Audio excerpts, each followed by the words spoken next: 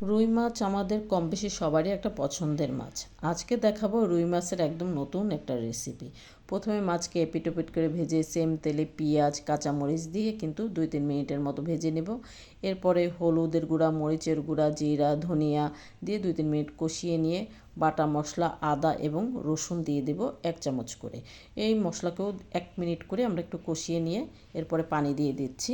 পানিটা ফুটে গেলে কচুরমুখী দিয়ে দেব এবং ঢাকনা দিয়ে ঢেকে 10 থেকে 15 মিনিটের মতো কিন্তু আমরা একটু কষিয়ে নেব। এরপর আমরা অ্যাড করব বেগুন এবং কাঁচা কলা।